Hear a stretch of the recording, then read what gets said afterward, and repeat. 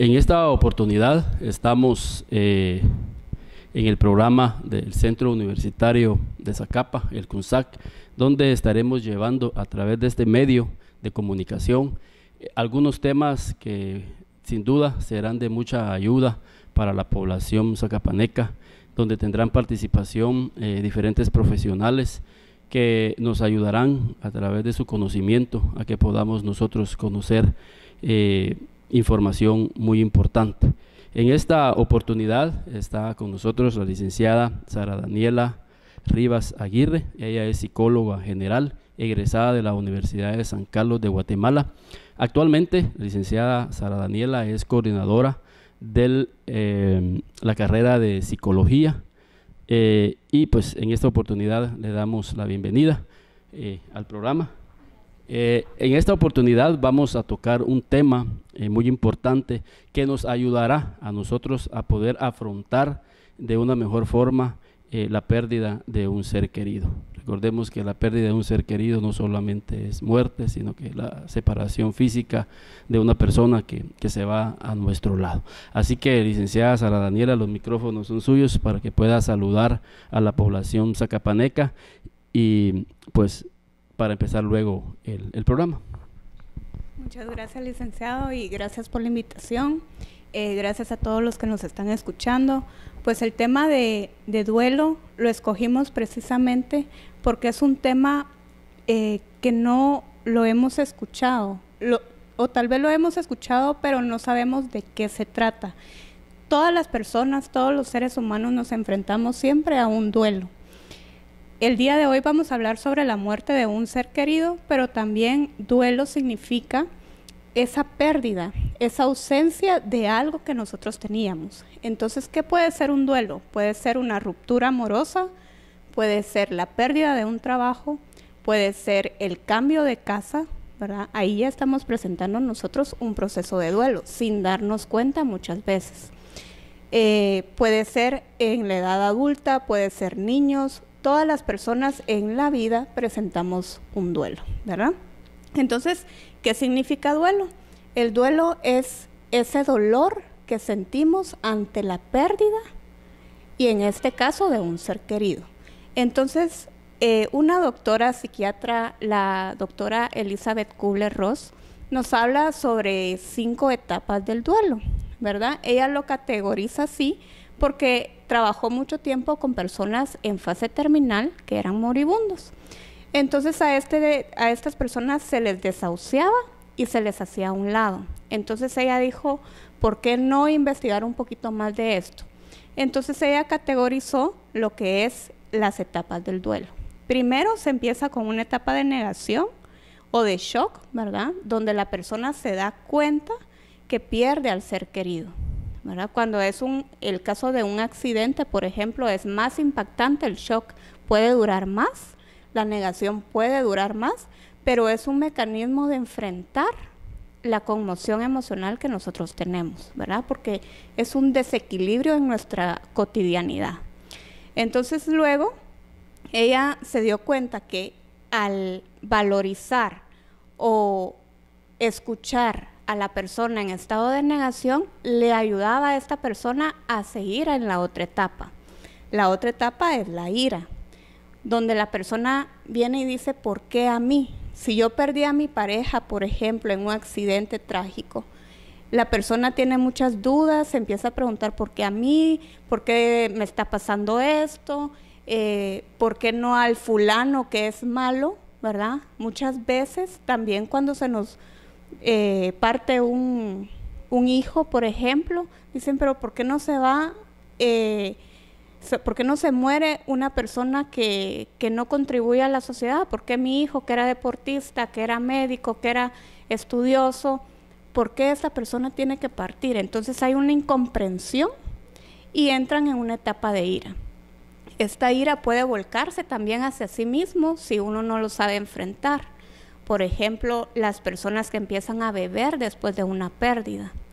Entonces, esta ira se vuelca hacia nosotros, nos hace daño, y es cuando nosotros los psicólogos también tenemos que abordar a este tipo de pacientes, ¿verdad?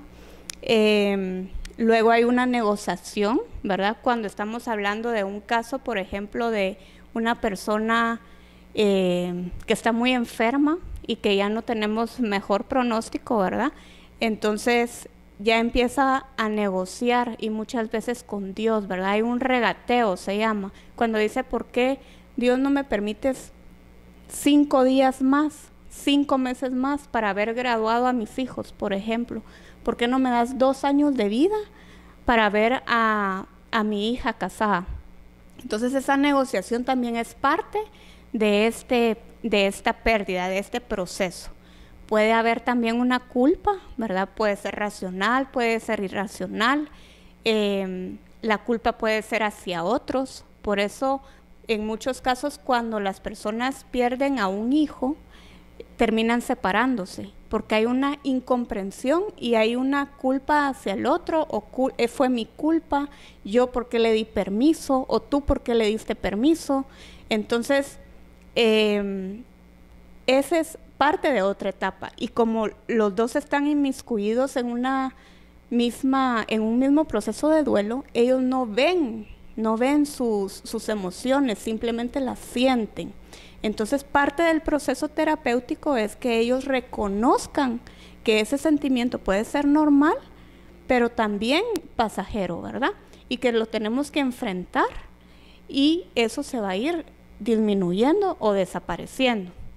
Al final de ese proceso de duelo llegamos a una etapa de aceptación, que es lo que la doctora Elizabeth Kubler-Ross decía: bueno, es cuando la persona ya está preparada, o ya cerró ese círculo, o ya atravesó ese dolor, cuando la pérdida muchas veces es irreparable, ¿verdad? Pero el hecho de que sea irreparable no significa que vamos a vivir con dolor todo el tiempo. Entonces, parte de esa aceptación es decir: bueno, mi ser querido partió, pero yo me siento en paz, y no significa olvidarlo, ni ya no voy a hablar de él, o voy a tirar todas sus cosas, o ya no voy a ver sus fotos. Simplemente es tener esa paz interior y recordarlo con mucho amor, ¿verdad? Entonces, esa ausencia de sufrimiento por esa pérdida nos da un indicio de que nosotros ya superamos la pérdida, ¿verdad? Algo interesante que usted decía, licenciada Sara Daniela, con relación a estos procesos que mencionaba esta doctora, es que ha habido hasta separaciones por la pérdida de un hijo, y creo de que es ahí en donde como pareja deben de darse todo el apoyo para poder superar esta mala experiencia, y algo que usted también decía es esa paz interior que consideramos que la podemos llegar a lograr si cumplimos pues fielmente estos procesos que esta doctora mencionaba. Y definitivamente en este tiempo en el cual nos ha tocado vivir violencia, creo que vemos a muchas familias realmente con un doble dolor, porque no solamente es la pérdida del familiar, que es lo principal, sino que las consecuencias que usted decía, ¿verdad? Que no deberían de ser consecuencias, porque estamos para apoyarnos. Algo, licenciada, que queremos aquí también, ¿qué síntomas desencadenan cuando hay un duelo no resuelto en las vidas, en los familiares cercanos de la persona que ha partido? Bueno, sí, ahorita la situación del país, como usted decía, es muy alarmante. No es lo mismo tener una pérdida de un ser querido por enfermedad que una pérdida de un ser querido porque alguien lo asesinó, ¿verdad? Entonces, es más difícil afrontar, es más trabajo que uno tiene que elaborar en un proceso de terapia para poder sobrellevar eso, si es que en algún momento le encontramos un significado o algún sentido, que al final eso es lo que busca la tanatología, ¿verdad? Que vamos a hablar más adelante. Sí puede desencadenar sintomatología. Por ejemplo, una persona que no ha resuelto un duelo puede empezar a consumir alcohol, puede usar drogas. No hay un duelo resuelto, se pueden presentar varios síntomas. Por ejemplo, enfermedades psicosomáticas, quiere decir el origen está en la psiquis o en las emociones, no precisamente por una alteración fisiológica, aunque sí el síntoma fisiológico es real. Por ejemplo, tengo taquicardia, tengo insomnio, siento ansiedad, todas esas reacciones son fisiológicas, pero el origen es psicológico o emocional. Pueden también haber trastornos psicológicos, por ejemplo, una depresión, y más aún cuando se acarrean varias pérdidas. Digamos, no solo es la pérdida actual, sino que también las múltiples pérdidas que yo tengo en mi vida y que no las he sobrellevado de la mejor manera. Entonces se va acumulando. Entonces todo esto nos sobrecarga y nos dispara ya a presentar un síntoma. También un trastorno de ansiedad, que el trastorno de ansiedad se presenta inconscientemente cuando una persona le teme a la muerte. El depresivo, pues ya lo hemos comentado, de que quiere morir inconscientemente, y el ansiolítico pues tiene miedo a la muerte, entonces dispara o revive este miedo, ¿verdad? Creo de que hay un video en el cual vamos a verlo para que de alguna manera más gráfica podamos ver más claro estos síntomas que vienen a repercutir en la persona a la hora que tiene un duelo aún no resuelto. Estos síntomas no aparecen, podemos entender, en los primeros 6 meses, sino que aparecerían después de los 6 meses cuando la persona no encontró los mecanismos para poder afrontar este duelo. ¿Estaría bien? Bueno, el video que vamos a ver es un ejemplo de un duelo anticipado, porque hay varios tipos de duelo, ¿verdad? El duelo anticipado, el duelo crónico, el duelo no resuelto y el duelo resuelto, ¿verdad? Que es el más sano. El anticipado, por ejemplo, es cuando se le da una noticia a una persona de que va a fallecer en un corto plazo, ¿verdad? Entonces, esta persona igual vive su proceso de duelo, pero imagínese, estamos hablando de que el duelo son pérdidas. Entonces, la mayor pérdida que vamos a tener nosotros en nuestra vida es nuestra propia muerte.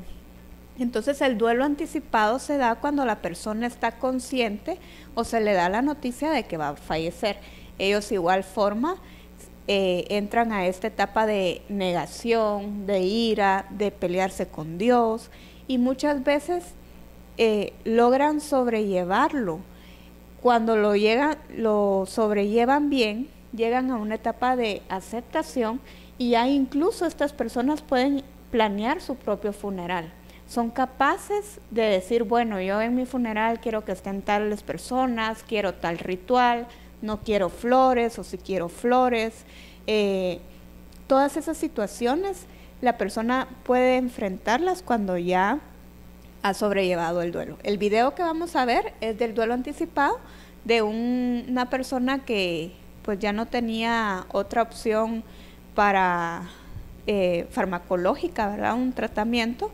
Entonces él sabía que iba a fallecer. Entonces, si se dan cuenta, esta persona estaba en una etapa de aceptación, pero también regresaba a una etapa de tristeza, a una etapa de llanto, a una etapa de preocupación, porque lo que nos genera toda esta situación es mucha angustia, ¿verdad? Mucho miedo.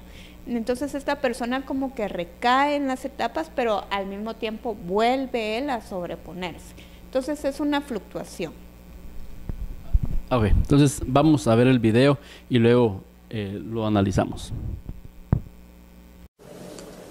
All right.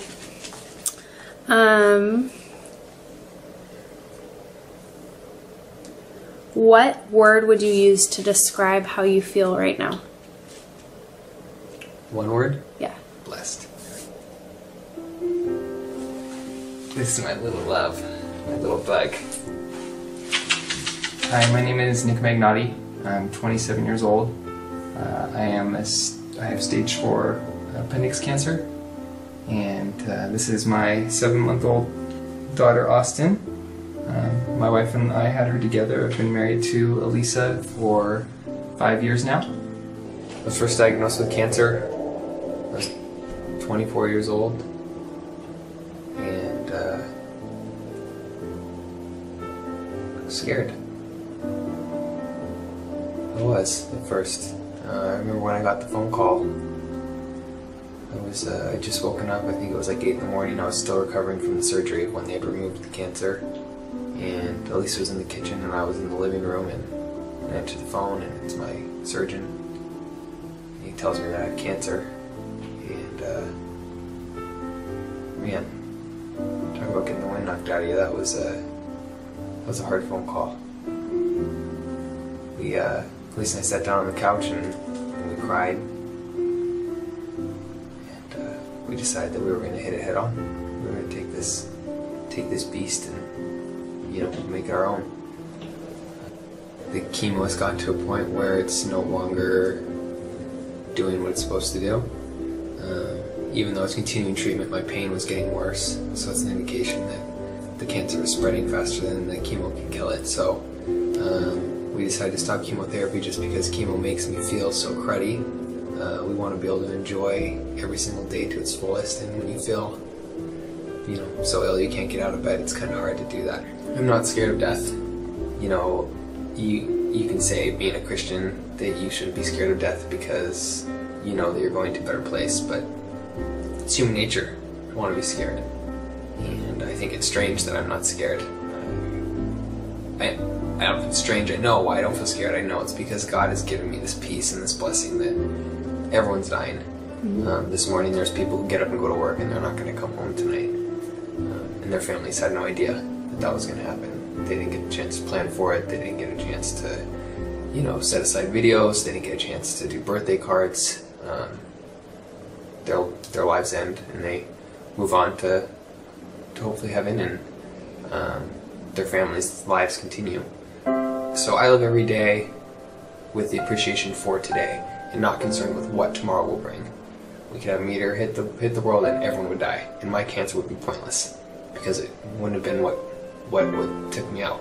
And I was so concerned and focused on that, and then that happens, and that would just, to me, that's a waste. I feel blessed because I'm living every person's dream. I get to spend every day with people that I love, and I get to do anything and everything that I want to do. I get to, you know, if Lisa and I want to take our little baby Austin to the aquarium, we can go to the aquarium. The Lord has blessed us with the means and the ability to be able to do that. The relationship that's developed, the amount that I've gotten to know God, I just wish everyone could get to experience what I feel. I just feel so blessed to be able to, you know, be up in the middle of the night in pain and be able to talk to God and be inspired to, you know, try and help people. And I just feel lucky that even though I'm experiencing this pain, that I'm given the opportunity to change lives. You know, in the Lord's name, I'm getting the opportunity to help people. Just for me, I hope that they will give it a thought one day at church. You know, something. One step in the direction, whether it's Googling just a Bible passage, reading a chunk of something, you know, seeing if there's anything that appeals to you in any way, shape, or form. Mom, do you want to say how much you love Austin? Is she your little angel? You're my sweet, sweet girl, Austin. I love you so much. See you again soon. She's my little bundle of joy, and I love her so much. And this is another reason why we're doing this video, is because I want her to know that her daddy loved the Lord, and that her daddy wants to help people so that she will have the same heart. You know, just talking to God about how I know that even if I'm not here, that He's her father and He's going to take care of her. He's going to protect her. He's going to watch out for her. He's going to provide for her. I would love to be a part of raising her every single year of her life, but every day the Lord gives me with her is just the biggest blessing, a bigger blessing than I deserve. Words can't describe how it feels to have her as my daughter and to be blessed with her. So I do worry, but that's just because I'm human. I know that Austin is going to be taken care of, and I know that the Lord has big plans for her. I know that she's going to accomplish some pretty impressive things in her life. Smiles? You got a proud daddy, Austin, already, so you're doing good.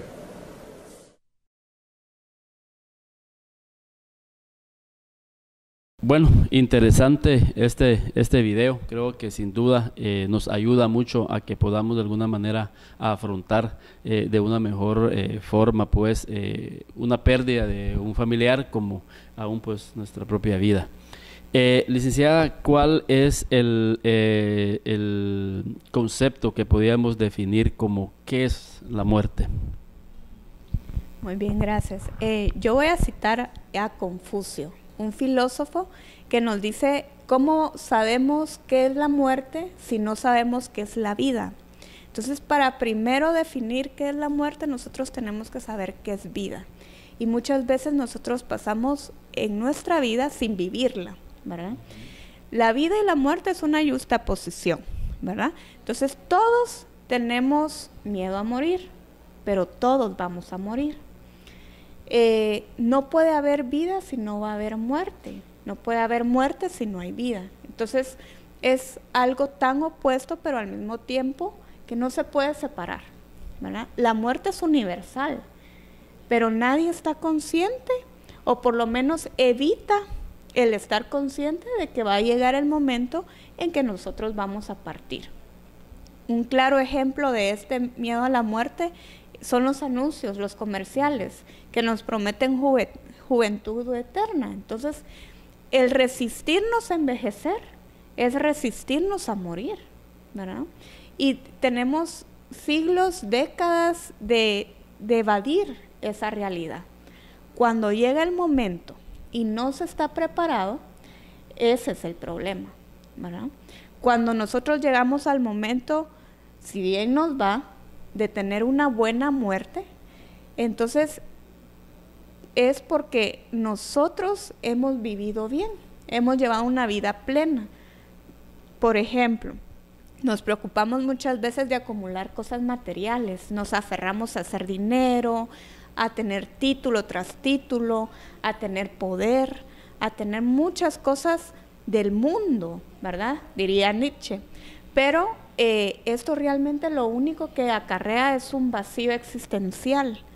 Entonces, si nosotros sabemos disfrutar de las cosas materiales, sabemos disfrutar de nuestro trabajo, porque no es malo comprarse un buen carro, no es malo comprarse una bonita casa, no es malo tener metas. Lo malo es el aferrarnos demasiado a algo material, o bien a las personas, porque tenemos que tener esa capacidad de separarnos.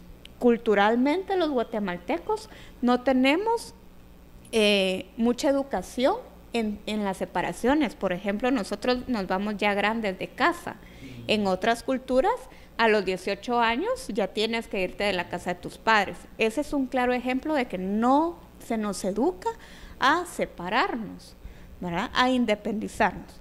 Entonces, también Elizabeth Kubler-Ross habla de la tanatología, que es el estudio de la muerte, pero una buena muerte, un buen morir, un darle sentido a esa muerte.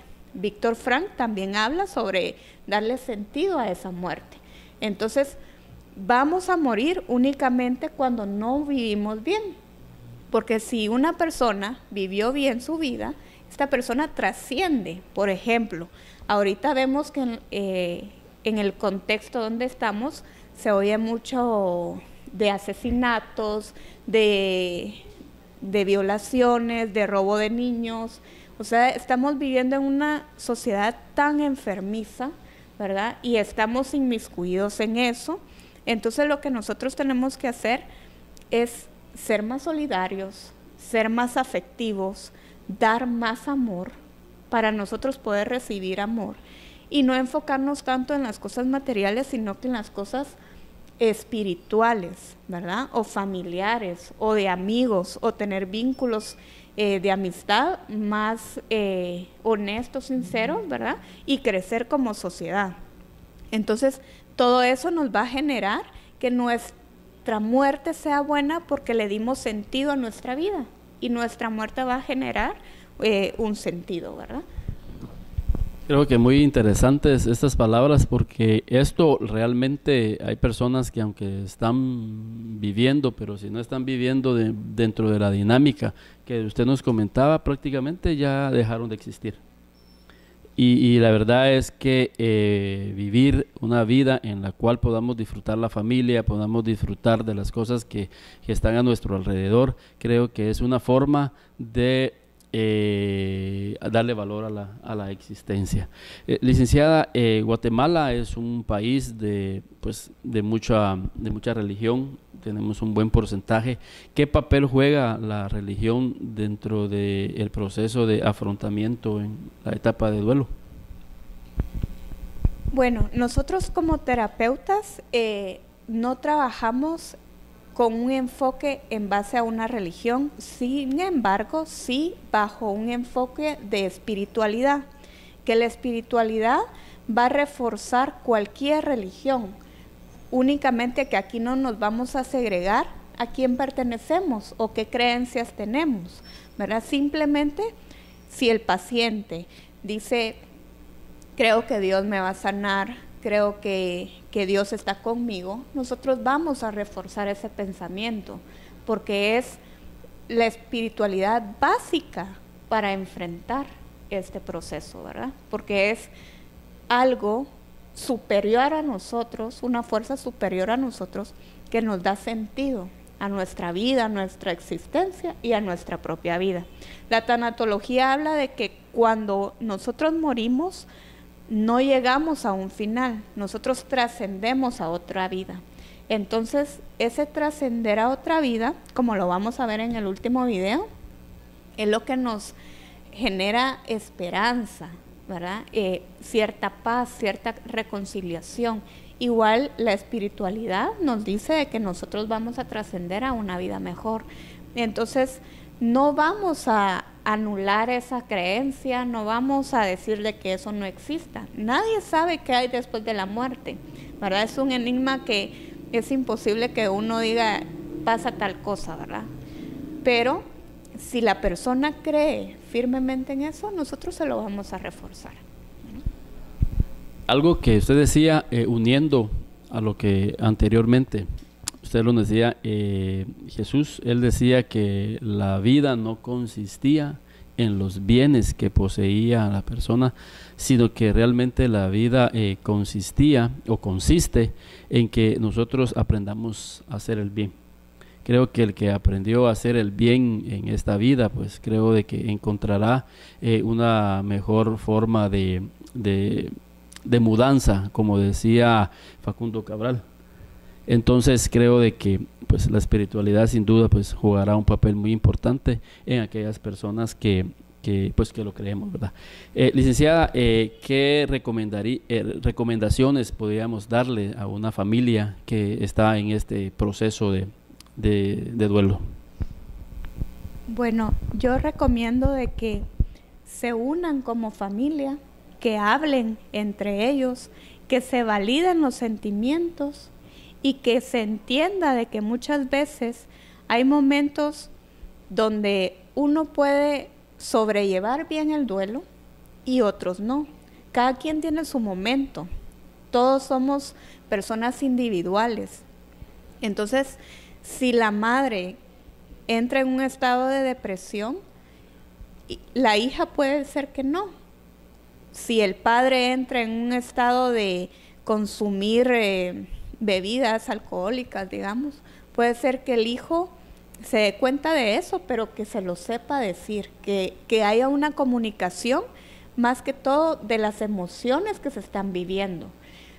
Si el padre consume bebidas alcohólicas, es importante de que se le diga, papá, tú estás pues en un estado de tristeza, que se hable del tema, que no se evada y que se busque ayuda profesional, ¿verdad? Como te decía, es importante que rompamos el paradigma de que ir al psicólogo es cuando uno está loco, y no, es cuando uno vive situaciones en la vida donde necesita a otro ser humano para que éste lo reconforte, ¿verdad? Muchas veces ese papel juega el terapeuta y nosotros somos especialistas en este tipo de casos, ¿verdad?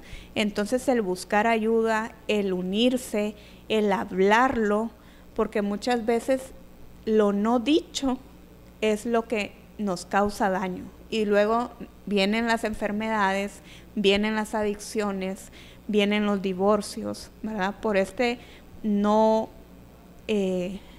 decir, no dar nombre a los sentimientos que nosotros estamos viviendo. Anteriormente usted decía que los sentimientos son como un río. Y el río, al igual que los sentimientos, hay que dejarlos correr, porque si se estancan, pues se llenan de cosas sucias, como un río. Y estamos hablando de sentimientos de culpa, sentimientos de odio, sentimientos de frustración, que vienen a repercutir pues en las relaciones matrimoniales, en la familia, y eso pues va provocando o puede provocar una ruptura más adelante. Este programa nosotros lo estamos haciendo juntamente con la licenciada Sara Daniela Rivas, coordinadora de la carrera de psicología en el Centro Universitario de Zacapa, en honor en aquellas vidas que han partido al lado, separados de sus seres queridos, y a la vez también ser una ayuda a esos seres humanos que de alguna manera están sufriendo por la pérdida de un familiar, ya sea muerte específicamente o separación de otra índole, amorosa o de distancia, que se ha ido quizás para otro país, y no deja de ser un duelo, pero sí dándole pues el valor a la vida a aquellas personas que se han ido al lado de nosotros, y que nosotros realmente como profesionales de la conducta queremos llegar a ser una ayuda para la población, una ayuda para usted que quizás nos está sintonizando y que aún tiene ese duelo no resuelto, y creo de que podría usted encontrar con la ayuda profesional esos mecanismos de defensa que le pueden ayudar a salir de esta situación, para que usted pueda llamarnos y con mucho gusto pues poderle brindar ayuda psicológica, emocional y por qué no también espiritual. Así que muchas gracias por estar en sintonía en este programa. Cuando lloras por las veces que intentaste y tratas de olvidar las lágrimas que lloraste, solo tienes pena y tristeza, el futuro incierto espera. Puedes tener paz en la tormenta. Muchas veces yo me siento igual que tú. Mi corazón anhela algo real. El Señor viene